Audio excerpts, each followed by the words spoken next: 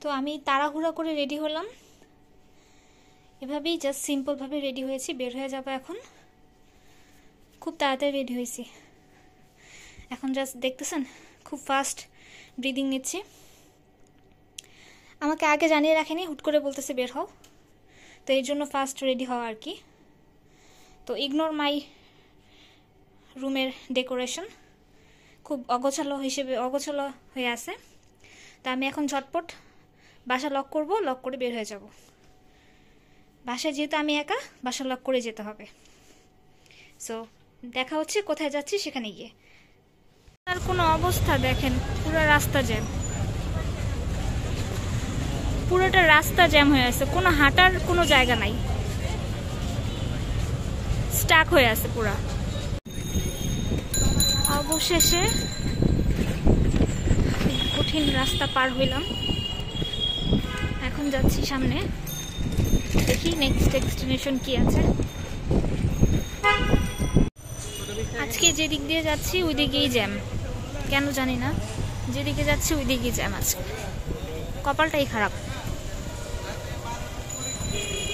Normally এই রাস্তাগুলিতে jam থাকে না। তো আমরা যাচ্ছি, আমরা ডিসাইড করেছি আমরা এখন সুলতান ডাইনে যাব। সুলতান ডাইনে নাকি একটা নতুন আইটেম লঞ্চ হয়েছে, সেটা ট্রাই করতে যাব। সুলতান ডাইনে কিন্তু আমরা এর আগেও একবার খেয়েছি, একবার না কয়েকবারই খেয়েছি, খাবার ভালোই। তো আজকে আমরা ডিসিশন নিলাম যে আমরা নতুন একটা আইটেম লঞ্চ হয়েছে সেটা ট্রাই করব। তো সেটা কি সেটা আজকে আপনাদের সাথে শেয়ার করব, চলেন তাহলে যাওয়া যাক।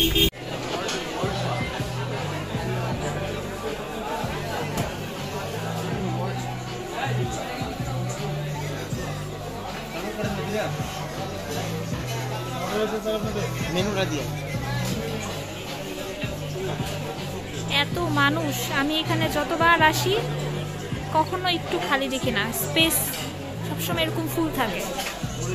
তো আমরা ডিসাইড করি কি নিব, কই নতুন আইটেমটা আছে ওটা কই বলতে হবে।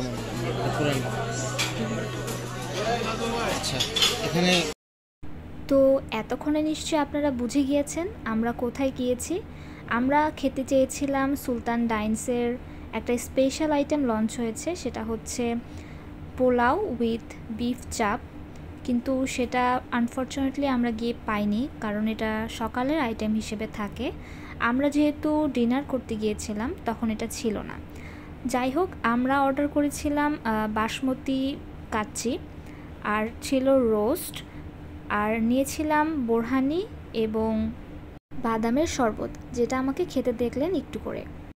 আপনাদের ভাইয়া এখানে আমাকে খাবার উঠিয়ে দিচ্ছে, কারণ আমার হাতে যেহেতু মোবাইল ছিল, আমি এক হাতে মোবাইল রেখে ভিডিও করছিলাম, আমি খাবারটা নিতে পারছিলাম না, সেই জন্য সে আমাকে খাবারটা সুন্দর করে উঠিয়ে দিচ্ছিল, আর সুন্দর সুন্দর পিসগুলি আমাকে উঠিয়ে দিচ্ছিল।